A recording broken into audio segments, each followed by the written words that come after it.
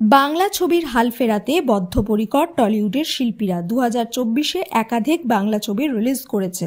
তার মধ্যে কিছু ছবি থেকে ভালোই লক্ষ্মী লাভ হয়েছে, আবার কিছু ছবি কয়েক সপ্তাহের মধ্যেই মুখ থুবড়ে পড়েছে।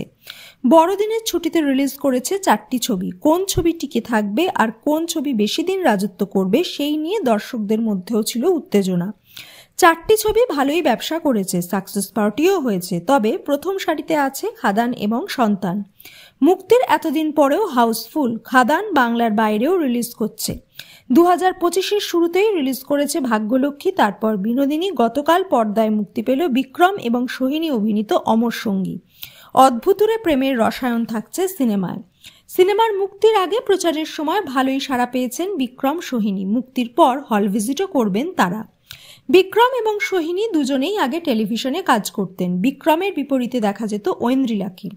যদিও ঐন্দ্রিলাও এখন সিনেমার নায়িকা। মির্জা ছবিতে তার অভিনয় প্রশংসনীয়।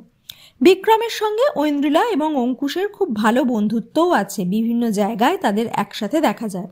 তাই অমর সঙ্গীর প্রিমিয়ারে অঙ্কুশ ঐন্দ্রিলারও আমন্ত্রণ ছিল, কিন্তু তাদের দেখা গেল না। দূর থেকেই বন্ধুকে আশীর্বাদ করলেন তারা। ঐন্দ্রিলা বললেন, ভিক্স আমার আশীর্বাদ রইল, আমার আশীর্বাদ মানেই তোর ছবি হিট। অঙ্কুশের কথায়, আজ তোর ছবির রিলিজ, সো সরি আমরা তোর প্রিমিয়ারে যেতে পারলাম না, বাইরে আছি বলে। তোর ছবির যেমন কনসেপ্ট ভূত আর প্রেম, আমার সাথে তা অনেকটাই মিল খায়। প্রেম তো আছেই আমার সঙ্গে। তারপর প্রেমিকার দিকে আঙুল দিয়ে দেখান, এবার ভাবছিস তো ভূত কোথায়? মেকআপ তুললেই ভূত। তারপরই ঐন্দ্রিলার পাশ থেকে পালিয়ে যান। শুভেচ্ছার সঙ্গে বিক্রমকে উড়ন্ত চুমুও দেন বান্ধবী অভিনেত্রী। কিন্তু অঙ্কুশের এহেন মন্তব্যে কেউ কেউ যেমন অবাকও হয়েছেন, আবার কেউ কেউ তার কমিক সেন্সের প্রশংসাও করেছেন। অন্যদিকে টেলিপাড়াতেও খুশির রেশ। মা হলেন অভিনেত্রী রূপসা। 26শে জানুয়ারি পুত্র সন্তানের জন্ম দিয়েছেন তিনি। রূপসা চ্যাটার্জি ছবি শেয়ার করে লিখেছেন, ইটস আ বয়।